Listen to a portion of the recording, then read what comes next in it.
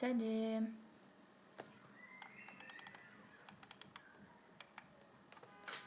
Пока күте тұрайық, қазір басқалар кіргенін.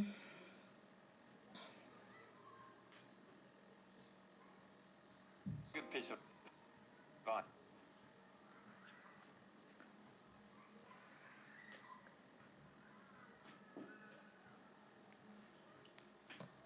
Сәлем.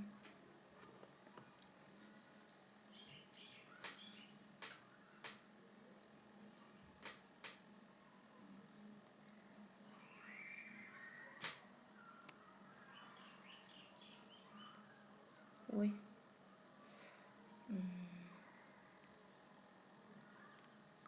Онда жайлап бастай берейік. Сәлем барлықтарыңызға. Біріншіден осы оқу жылы аяқталғанмен құттықтаймын сіздерді. Және бүгінгі медицина қызметкерлерінің күнімен құттықтаймын. Так. Осы жол... сіздер уже аяқтап қойдыңыздар, негізі сабақты? Или әлі аяқтамадыңыздар ма? Менің даусым жақсы естіліп жатыр ма?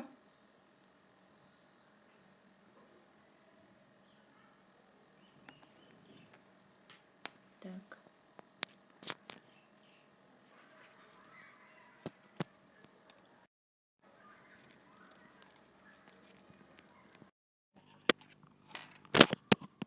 Олай даусым қалай естіліп жатыр? Жақсы естіліп жатыр ма? Все хорошо. Так.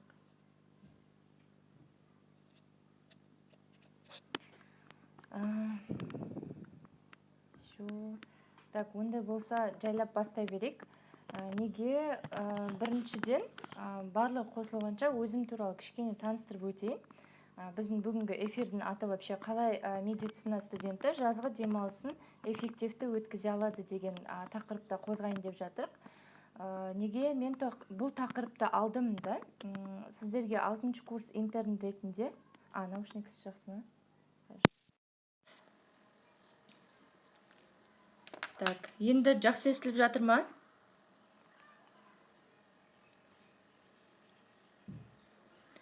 Негізінен неге мен бұл тақырыпты алдым дегенім айтқым келген.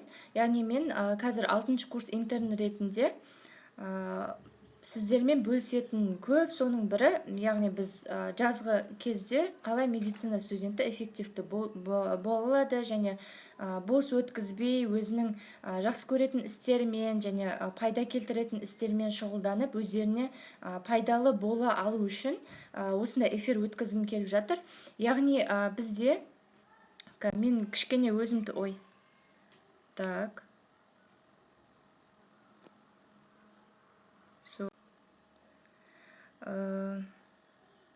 Қазір басқа слайдты қосайын деп едім. Мен негізінен есімім Әлкен, 6-шы курс интерні болып табыламын. 7-ші курсқа өтіп жатырмын және қазіргі таңда студенттерге, сіздерге, яғни медицина студенттеріне блог жүргізіп жатырмын. Негізгі айтып кететінім, мен 1-ші курстан 5-ші курсқа дейін Қарағандыда оқыдым. Қазір 6-шы курста Оңтүстік Қазақстан медицина академиясында оқып жатырмын. Бұл жерде айтып өтерім, медицина университетінде мен жай ғана сабақ оқып қана қоймай, конференцияларға қатысып, жұмысқа барып, және сонымен қатар өзіме хоббимен, яғни мен инстаграмды жүргізуім басында хобби болған, сол хоббимен айналысып үлгере алдым. Және сонымен қатар жас ғалым деген программа болған, ғылыми жоба, сол жерде 2-ші орын алғанмын. Сонымен қатар Қарағанды медицина университетінде медтолкс деген болған, сол жақта тайм-менеджмент туралы айтқанмын. Сонымен қатар Лейден қаласында, яғни Нидерланды мемлекетінде, сол жақта конференцияда выступать еткенмін 3-ші курста, және осы жақында ғана Бұхараға барып келдім, және 1-ші орын алып келдім. Өздеріңіз білесіздер оны. Егер де блогымда жүрген адамдар болса, әрине біледі. Осы кішігірім, не үшін бұны айтып жатырмын? Себебі көбісі, яғни бұл адам кім, не бере алады, бұл кім соншалықты маған осындай тақырыпта айта алатын деген сияқты сұрақтар болмау үшін осындай жүргізіп жатырмын. Рахмет, жүректеріңізге күшті болып отыр прям. Яғни біз, яғни бірінші курс болсын, қай курста болсын, мынау тексті көрініп жатыр ма ненің презентацияның?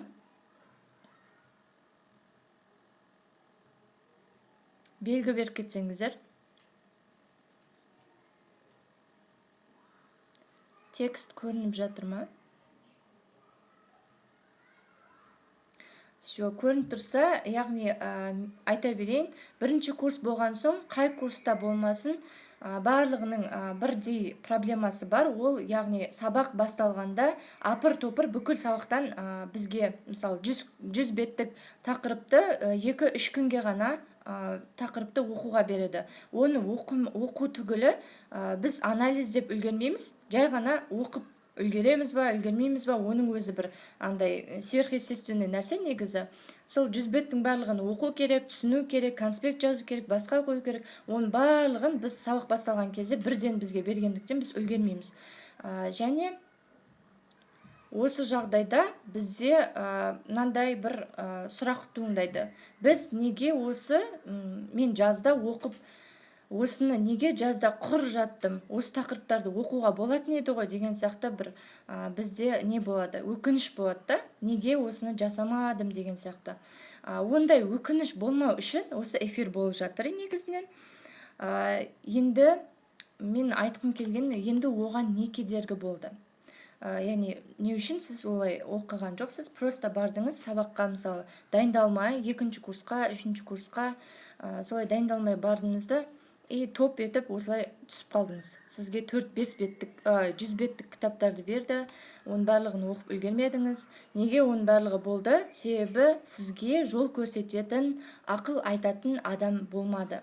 Ол тек қана сіздерде ғана емес, ол менде де болған. Өйткені мен есімде, мен отбасымда ешкім медицинада оқымаған, тек қана ағам ғана оққан. Ол 1-ші курс кезімде өзі әлі студент болатын.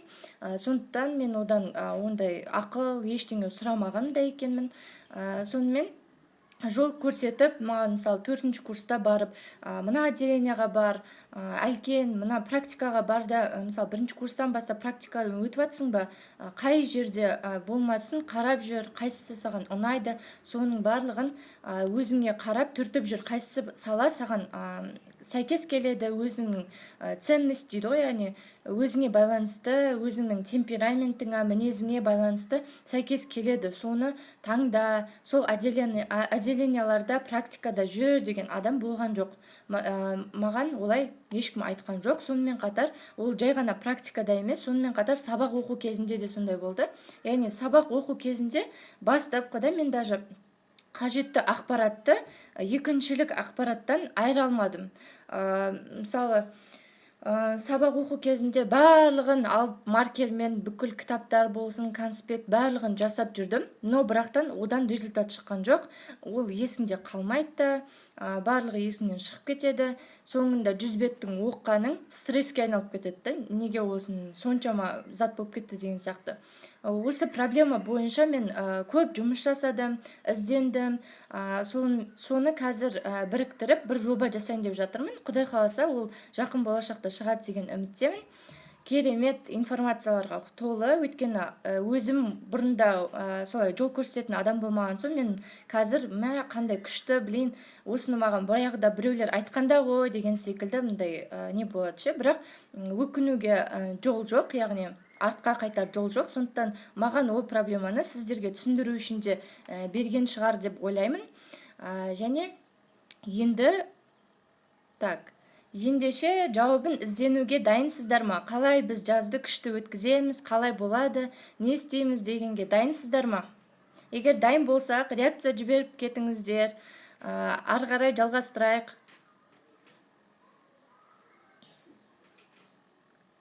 Реакция жіберіңіздер, білмеймін, сердечки, там знак, что біз уже дайынбыз, жауабын ізденуге дайынбыз.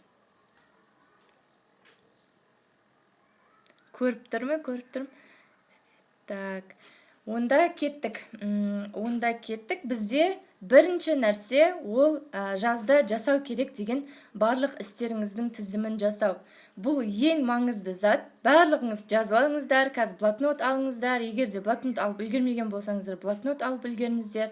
Жандарыңызға су алып алыңыздар. Күшті эфир болады деген үміттемін, пайдалы болады, Құдай қаласа. Так, жайғасып отырсаңыздар, енді жазда қалай біз жасау керек деген барлық заттарымыздың тізімін жасап алсақ, мысалы, мен бір мысал ретінде айтып кетейін. Ол Көлсайға бару да, мысалы. Көлсайға бару, тамыздың 30 күніне дейін 5 кітапты бітіру, ораторское мастерство курсына бару, графический дизайн курсына бару, немесе гистологияны қайтадан оқу, бір қандай сабақ бар, анатомияны қайтадан оқу, домбыраға қатысу деген секілді бір өздеріңіздің жасағыңыз келген заттардың барлығын жазда болатын. Соның тізімін жазып қойыңыздар. Қазір просто бұлай жазып өтсеңіздер болады. Кішігірім, кейініректен толықтыра бересіздер. Так, үлгеріп жатырмыз ба? Қалай болып жатыр? Естіліп жатыр ма? Презентация көрініп жатыр ма? Реакция білдіріп кетейік, плюс жазайық.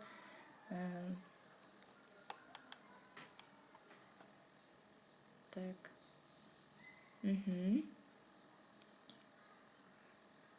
Енді бірінші затты жазып болсаңыздар. Жазып болдыңыздар ма?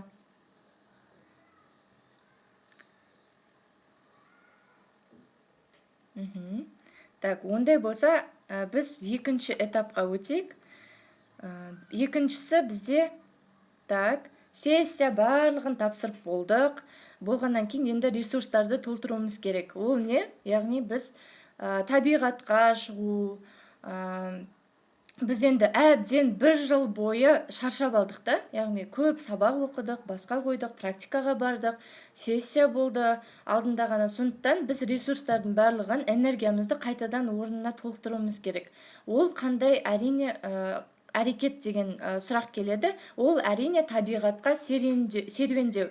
Көбінесе табиғатқа серуендеу кезінде, талдарды, сондай күшті табиғатты көрген кезде адам көбінесе сол ресурсты толтырады. Сонымен қатар басқа да нәрсе бар. Ол басқа қалаға барып қайту. Мысалы, қазір Шымкентте болсаңыздар, тур болады. Ол тек қана Шымкентте емес, Алматыда да бар, Қазақстанның бүкіл қалаларында бар. Негізі турды сатып алып, барлығыңыз бірге мысалы барсаңыздар да болады да, қыдырып. Бір жағынан ол қыдыру, екінші жағынан нетворкинг, үшінші жағынан ол сіздерге үлкен бір ресурстарыңызды толтыру болып табылады да. Және сонымен қатар, егер мүмкіндік болып жатса, шетелге барсаңыздар болады, немесе басқа қалаға барсаңыздар болады. Бұл бастапқы айтып жатқан нәрселерім бұл оңай заттар, яғни оңай заттарды мен айтып жатырмын, бірақтан ол өте қажет, өйткені сіздер энергия болмаса, сіз ары қарай жүре алмайсыздар. Сондықтан аяғына дейін тыңдайық, өйткені өте қызықты информациялар аяғында көп.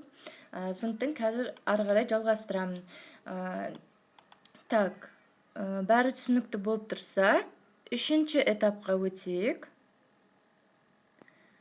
Үшінші этап ол өзіңізге ұнайтын мотивациялық медицинаға байланысты сериалдар немесе кітаптар оқу. Және олар, мысалы, бірінші сериалдарды қарау. Яғни мына жақта мен үшеуін ғана белгілеп кеттім.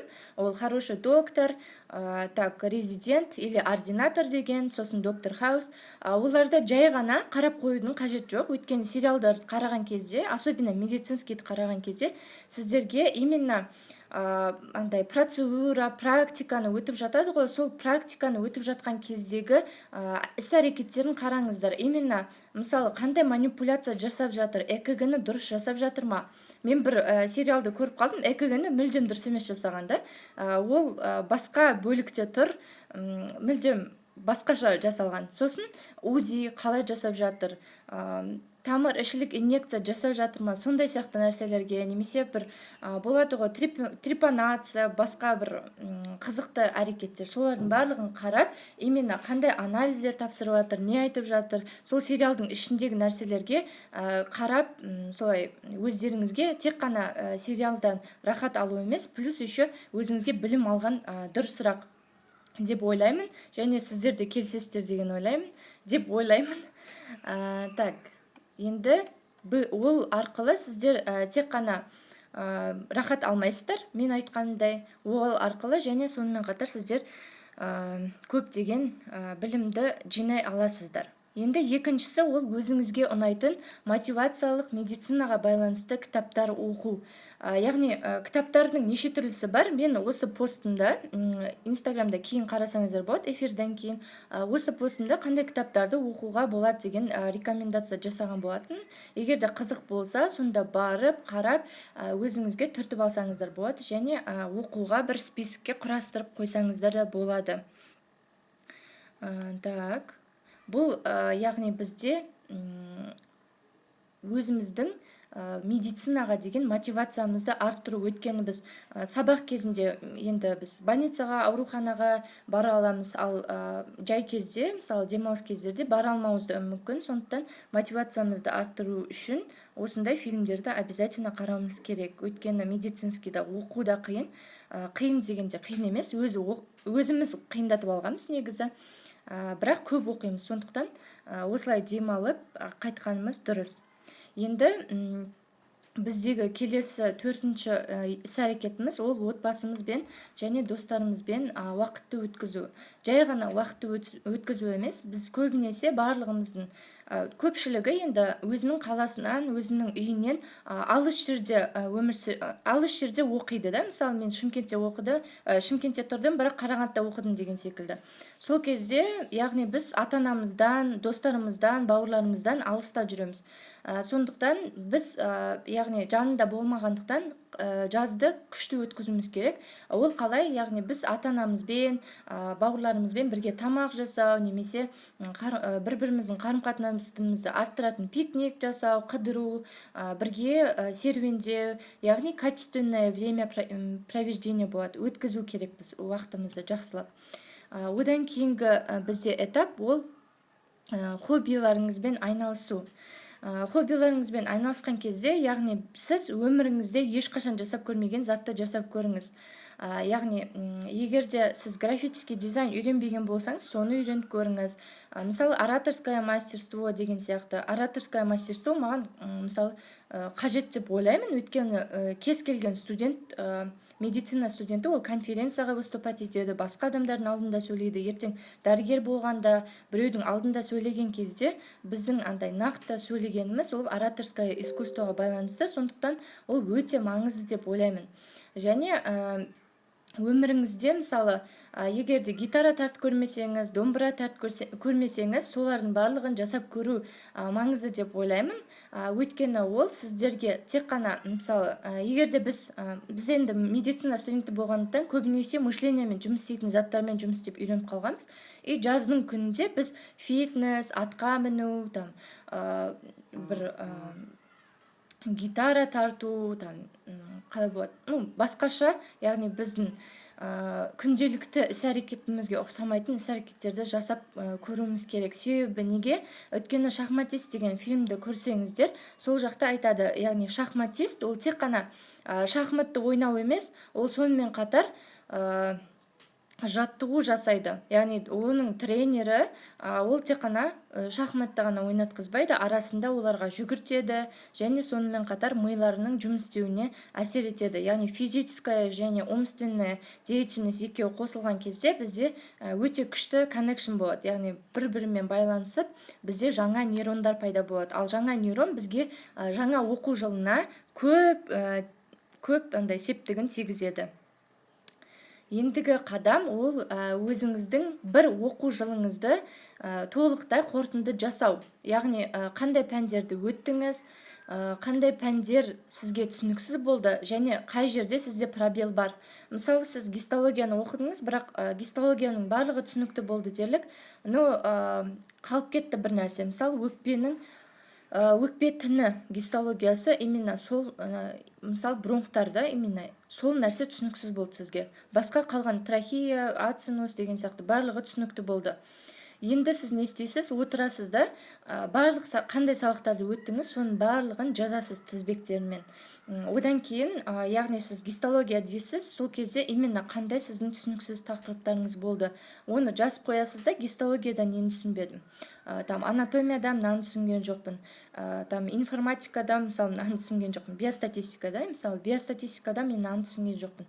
Әр нәрсенің өзінің түсінбеген нәрселеріңізді, пробелдарыңызды жазып шығу керек обязательно.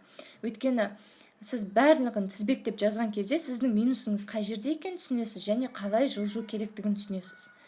Түсінікті болып жатыр ма? Кішкене реакция беріп қойыңыздар, мен сөйлеп жатқан түсінікті болып жатса. Так.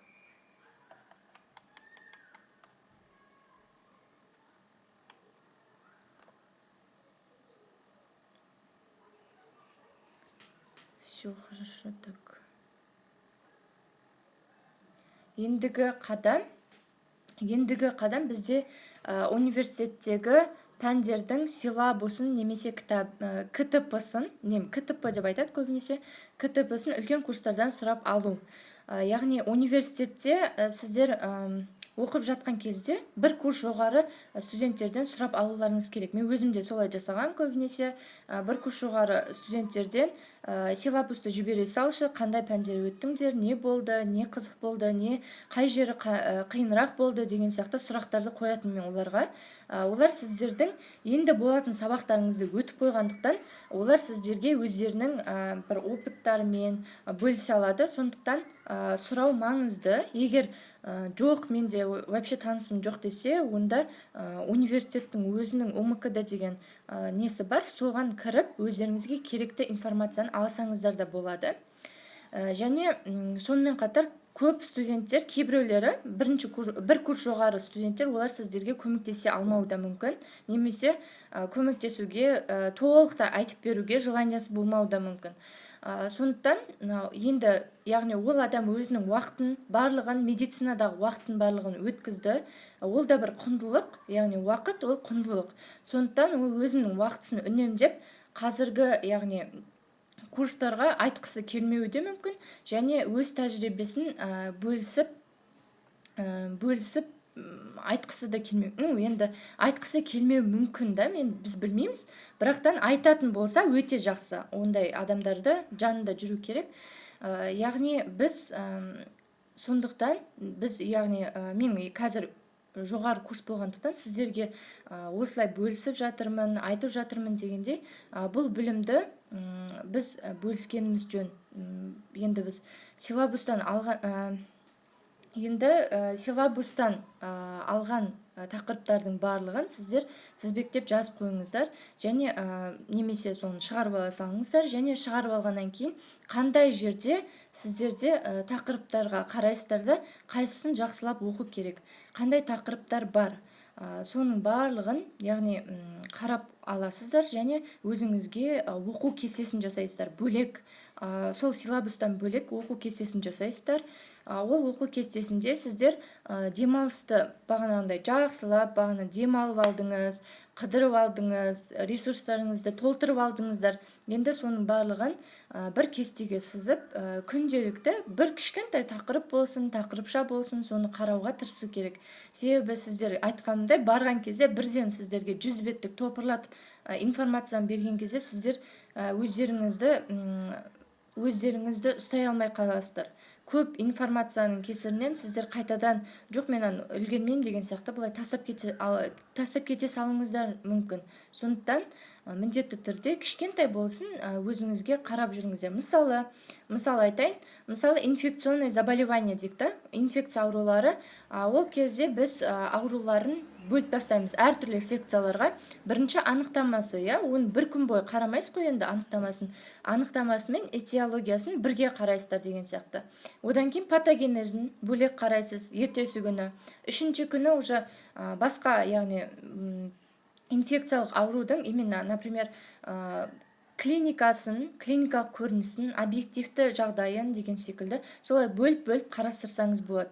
Ол мысалы 3 ай бойы демалғандықтан, 2 ай бойы демалғандықтан сіз оны қарап үлгересіздер. Сондықтан менің қазіргі айтып жатқаным, сіздер оны бөліктеп қарап оқып шықсаңыздар өте күшті болар еді. Ендігі кезек, ол 8-ші, яғни менің сіздерге айтарым, ол ағылшын тілін үйреніңіздер.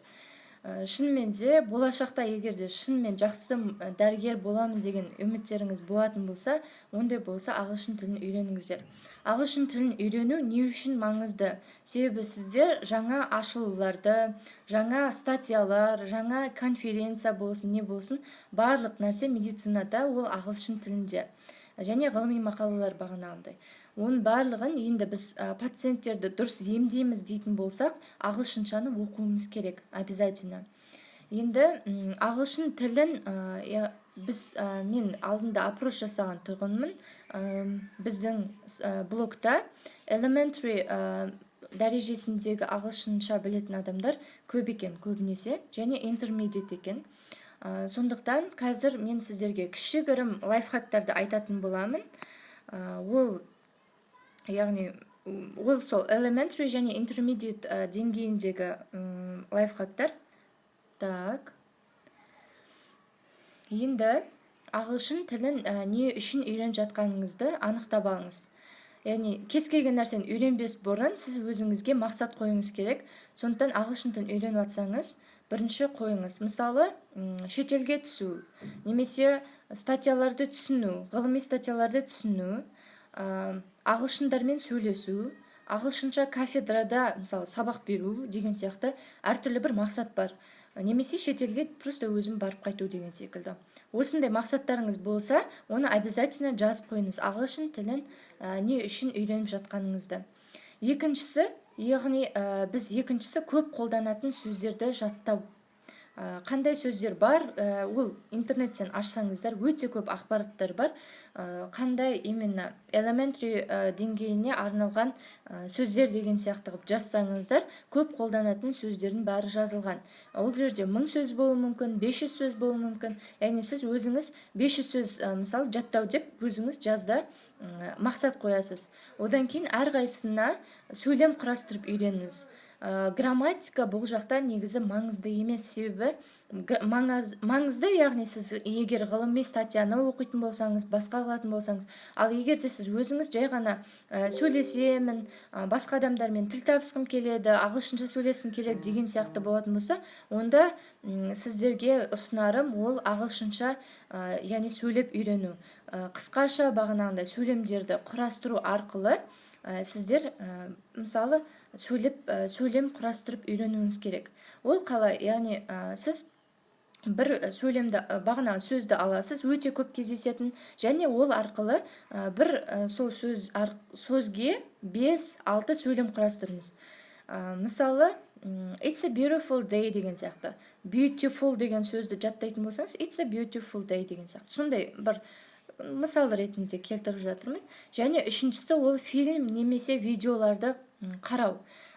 Қарап болғаннан кейін имитация жасау. Яғни сізге таныс жерлер болатын болса, фильмді қарап отырған кезде сіздер былай айтсаңыздар болады. Например, бір актер сөйлеп жатыр да, сіз оның артынан тұрып, тура сол сияқты сөйлей бастайсыз. Ол сізге не береді? Яғни сіз ол сөйлеп жатқан кезде сіз өзіңіздің произношениеңізді дұрыстап аласыз.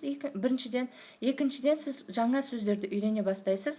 Просто тыңдағаныңыз, ештеңе түсінбесеңіз де қарасаңыз, сізде уже ол сөз жатталып қалады. Кейін оны бір жерде көрген болсаңыз, сөздікте мысалы көретін болсаңыз, бірден оның переводын уже жаттап алуға оңай болады. Өйткені сөздің өзі таныс болып тұрады да сіздерге. Және олардың артынан қайталаған кезде сізде мысалы американский фильм қарайтын болсаңыз, американский акцент пайда болады деген сияқты. Ал английский фильм көрсеңіз, английский акцент пайда болады дегенде, ол сіздерге үлкен плюс. Өйткені мен өзім ағылшынды үйреніп жүрген кезде осылай жасаған болатынмын. Және төртіншісі ол достарыңызбен арнайы сөйлесу. Немесе достарыңызбен, немесе арнайы iTalk деген программалар бар. Просто сайтқа кіресіз iTalk дегенге.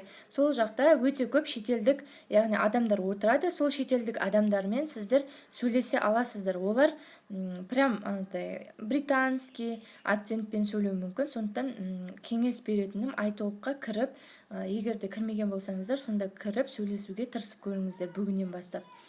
Әрине ағылшын курсына, сонымен қатар ағылшын курсына жазылыңыздар.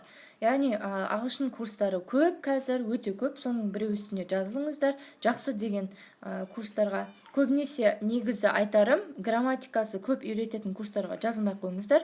Көбінесе сөйлеуге және сөйлем құрастыруға үйрететін курстарға жазылыңыздар. Және менің лайфхагым, ол автобуста кетіп бара жатқан кезде BBC 6 Minute English Learning деген бар. Ол YouTube'да бар, подкасты бар.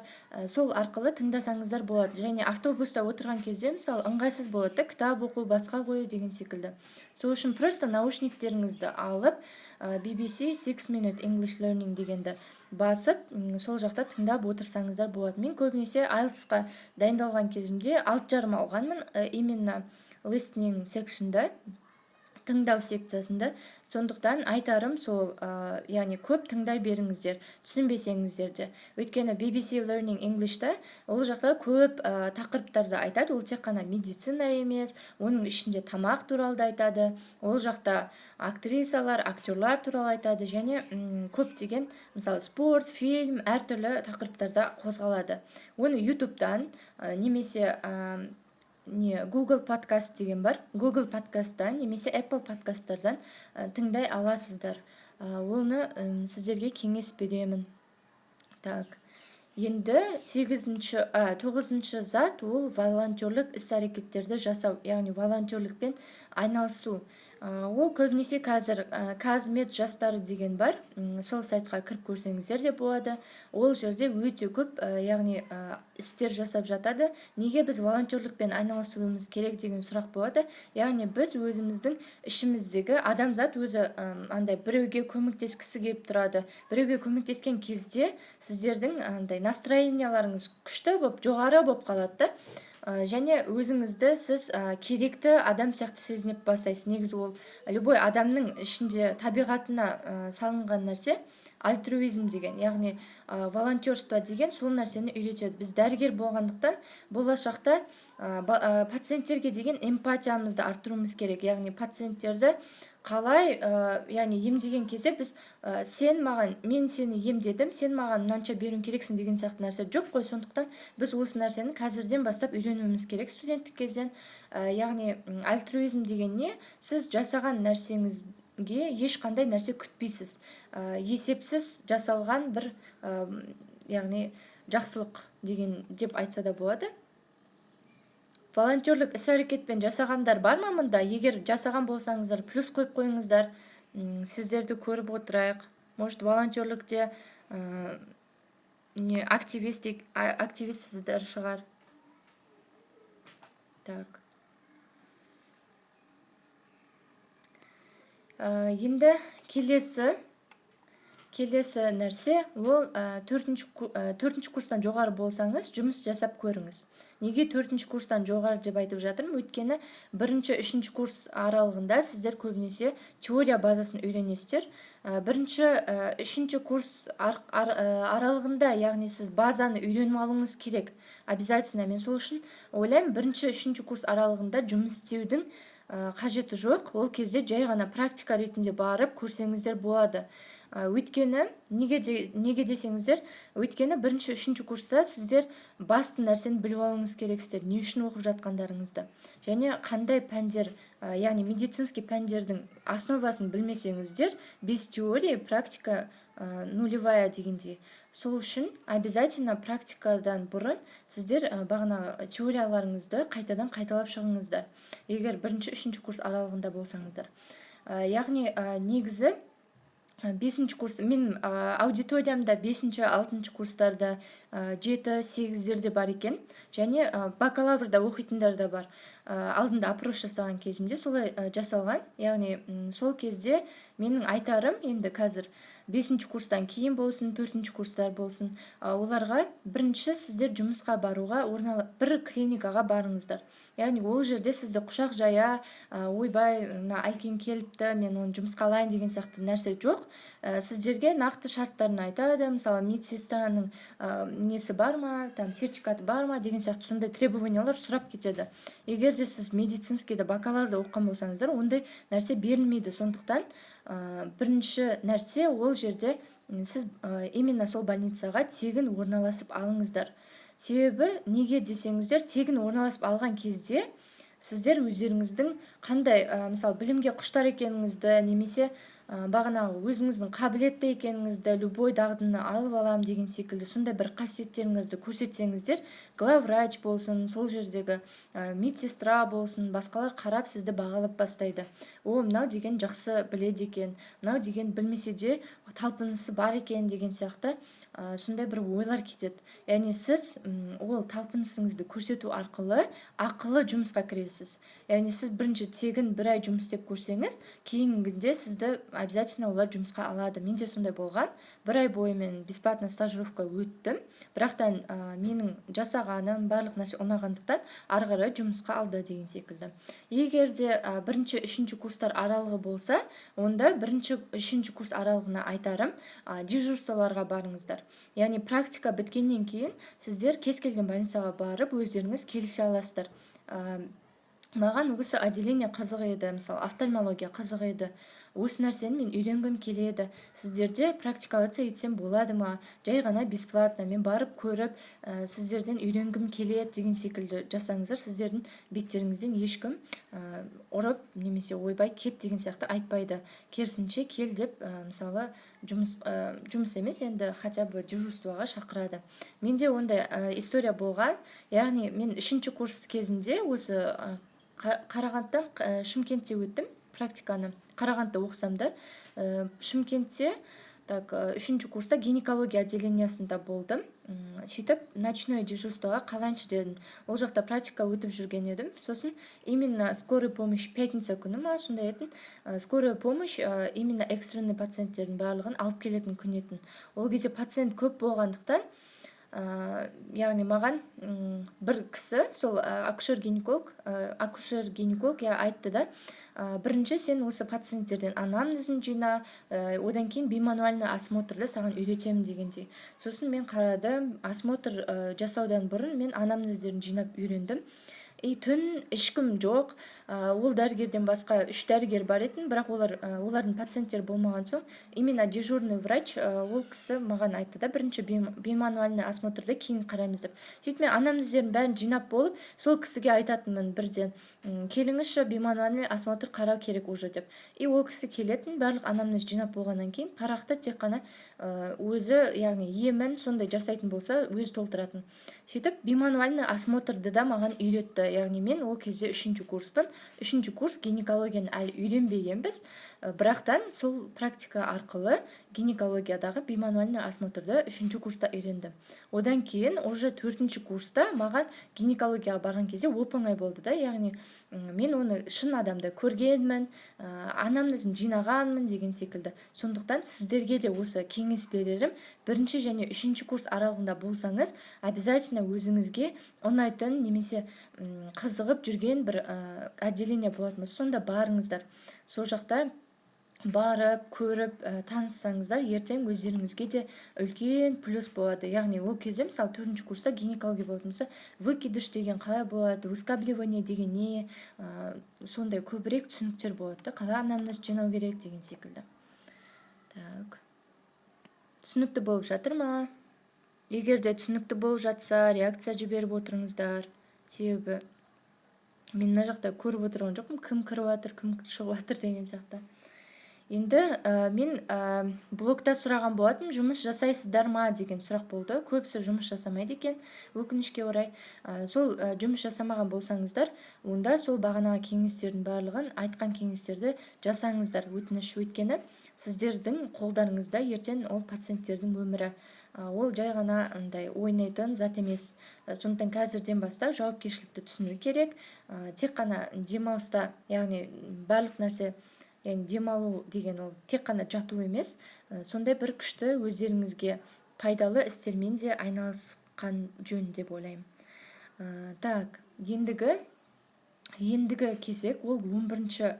Мен 10 деп айтқан едім сіздерге, сөйтсем 11 екен. 11-ші нәрсе ол ғылыми мақалаларды жазуды үйрену және ғылыми жетекшіні табу. Демалыста жүрген кезде бағанағындай гинекология отделениясына бардыңыздар делік. Сол гинекология отделениясына барған кезде сізге ана кісі ұнап қалуы мүмкін, сол дәрігер. Содан кейін ол кісіге айтсаңыз болады, сіз менің ғылыми жетекшім болыңызшы, өтініш. Осындай қызықты тақырыптар болса маған айтыңызшы деп. Солай өтініп көрсеңіздер, олар сіздерге өздерінің мысалы гинекология профессиясындағы, например, бір интересный случайларға байланысты ғылыми жобалар, ғылыми нәрсе жасауға болатынын айтады, түсіндіреді. Сондықтан обязательно ол кісілермен жақсы тіл табысып алуларыңыз керек. Және ғылыми жетекшіні табу деген оңай зат емес. Өйткені ол нәрсе біз алдында ғылыми күн болған еді, ғылыми жобаларды жасау күні вроде. Сол ЮКМАда бізде актовый залда болған. Сол кезде біз профессорлардан сұраған болатынбыз, қалай сонда ғылыми жетекшіні табу керекпіз дегендей. Біз енді мен уже ғылыми жетекшіні тауып қойғам, бірақ басқа да студенттер болған. Сол кезде айтқан нәрсе, яғни ол интуиция арқылы ғана табылады. Өйткені сіз өзіңіздің қандай неңіз бар, яғни сіздің құндылығыңыз қандай, тура сондай адамды сіз жолықтыруға тырысасыз. Сол кезде сондай адамдар жолығады өзі. Яғни сіздің құндылықтарыңызбен ол адамның құндылықтары бірдей болу керек, және ол адам сізге қызық болу керек та. Жетекші өте қызықты адам болу керек. Сондықтан егер де сондай адамды көріп қалсаңыз, бірден барып ол кісінің ғылыми жетекші болуын сұраңыздар. Және ғылыми мақалаларды жазып үйреніңіздер. Қалай жазуға болады? Оның әртүрлі түрлері бар. Литобзор деген, метаанализ, сондай сияқты нәрселердің барлығын қарау керек обязательно. И сол арқылы сіздер ендігіде, мысалы, жыл басталған кезде конференцияларға қатыса аласыздар. Сол жаздағы жасалған ғылыми жобаларды сіздер уже басқа курста көбінесе көктем кездерінде немесе күз кездерінде болады ондай конференциялар. Сондықтан сол конференцияларға дайын болу үшін сіздерге кеңес берерім, осындай жетекшілерді тауып, олардан сұрау. Енді бізде енді бұл нәрсе бітті, түсінікті болды ма, қалай болды, вообще эфир қалай болып жатыр, ұнап жатыр ма, реакция беріп кетіңіздерші.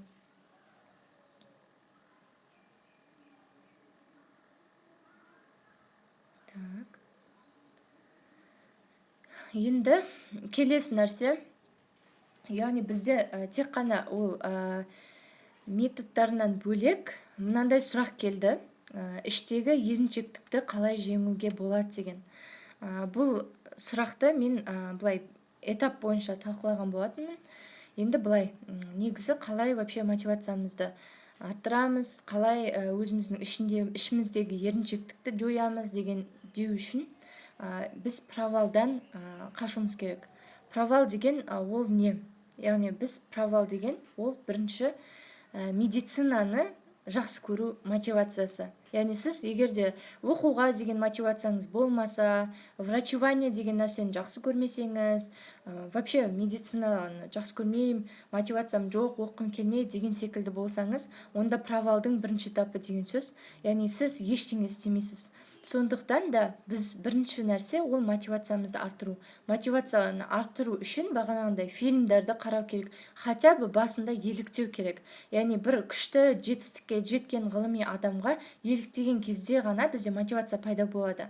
Яғни мынау адам осылай жеткен екен ғой, мынау адам шетелге кетіпті ғой, USMLE тапсырып, Америкаға кетіп резидентураға түскен екен ғой деген секілді бір күшті нәрсе болады. Сол кезде сіздің жайлап мотивацияңыз артады.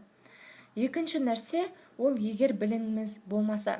Яғни егер біліміңіз болмаса, сіз құрдымға кеттіңіз деген сөз. Яғни біліміңізді арттырыңыздар. Обязательно, мысалы, қандай бағана айттым ғой, екінші этаптарда гистология болсын, анатомия болсын, қандай пәндер, инфекция болсын, қандай пәндерден сіздерде ақсау болса, сол пәндердің барлығын толықтыруға тырысыңыздар. Себебі сол пәндерді толықтырған кезде, біліміңізді толықтырған кезде сіз нағыз дәрігер болуға лайықтысыз, және сіз ол жұмысты, яғни сіз кез келген жұмысты, сабақ оқудың өзін соңына дейін бітіруіңіз мүмкін. Бірақ бұл да самый последний вариант емес. Так, одан кейін Үшінші этап ол егер сізде дағды немесе навык та орысша айтқанда болмаса, яғни сіз егер де венаға қалай көк тамырға қалай инъекция жасау керектігін білмесеңіз, немесе артериальный давлениені қалай өлшеу керектігін білмесеңіз, немесе басқа УЗИ болсын, өзіңізге қызықтыратын сондай бір нәрсені білмесеңіз, онда сіз ары қарай жылжи алмайсыз. Яғни сіз сол процедураны жұмыс істеген кездің болсын, немесе студент кезде болсын, оны жасай алмайсыздар. Сондықтан главный нәрсе ол навыкты тоже дамыту. Яғни біз дағдымызды дамытуымыз керек. Одан кейін егер ресурстарыңыз болмаса, яғни біз бір жыл бойы оқыған кезде сессиядан өтеміз, әртүрлі сабақтардан өтеміз, қиын сабақ болсын, жеңіл сабақ болсын, қиын деген нәрсе жоқ, біз өзіміз просто күрделендіріп аламыз. Сондай сабақтар болған кезде біз ресурсымызды көбінесе шығарып аламыз. Яғни сол ресурстарды қайтадан қалпына келтіру үшін бағана алдында айтқан заттардың барлығын жасау керек. Яғни біз ресурстарымызды толтырып алған кезде ғана, энергиямызды толтырған кезде ғана біз беспомощный емес боламыз. Яғни ресурсы жоқ адамды көресіздер ғой, мысалы анемия болсын, гипотиреоз адамдарын көрсеңіздер, көбінесе шаршағыш болады. Бір нәрсе жасайма, сразу жатып қалады. Бір нәрсе оқима, сразу қызық емес, ұйқым келіп жатыр деген сияқты сондай нәрсе болады. Ол не үшін? Өйткені ресурс жоқ, адамда энергия жоқ. Энергия болу үшін не істеу керек? Яғни витаминдер болсын, өздеріңіздің денсаулықтарыңызды қараңыздар біріншіден.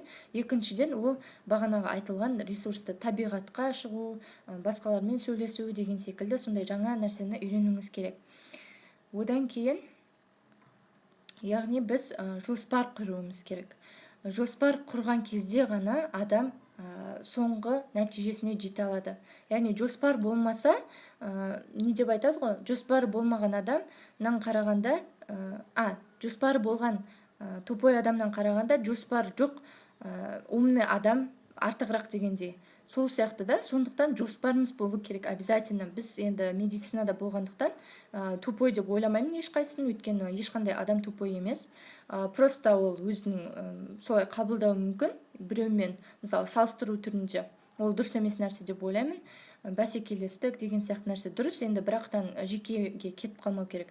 Сол кезде жоспар құрған кезде ғана сіздің мақсатыңыз орындалады. Ол бірінші мақсат. Яғни мақсатты қойдыңыз, сізде анықталды, одан кейін сіз жоспар құрасыз. Жоспар құрғаннан кейін обязательно дұға етіңіздер. Әркім әртүрлі, енді кейбіреулер верующий емес болуы да мүмкін, бірақтан мен өзім дұға етемін. Одан кейін барып қана әрекетіңізді жасайсыз. Және қарымын, результатын сіздерден емес, результат Аллахтан. Сондықтан результатты біз, яғни бәрібір де бұл мақсат, жоспар, дұға, әрекет жасалғаннан кейін бәрібір де ол результат Құдай қаласа болады деген үміттемін. Так. Одан кейін, яғни бүгінгі эфир аяқталды негізі. Өте көп нәрсе айттым деген үміттемін, сіздерге жеткізе алдым деген үміттемін. Бүгінгі эфир қалай болды? Егер де ұнаған болса, реакцияларыңызды қалдырып кетіңіздер, және сұрақтарыңыз болса, қойсаңыздар болады. Мен дайынмын жауап беруге.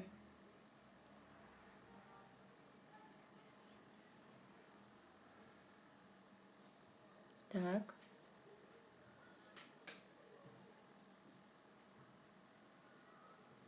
Эфиріміз 48 минут болыпты. Керемет. Прям. Рахмет. Соңына дейін тыңдағандарыңызға рахмет. Көптеген информация алдыңыздар деген үміттемін. Осының барлығын жүзеге асырасыздар деген үміттемін. Және эфирді сақталады ма, сақталмайды ма білмеймін, бірақ қазір сақтауға тырысамын. Сіздерге сәттілік тілеймін. Жаздағы каникулдарыңызды күшті өткізіңіздер деген деп ойлаймын. Күшті өткізесіздер деген үміттемін. Сау болыңыздар. Так.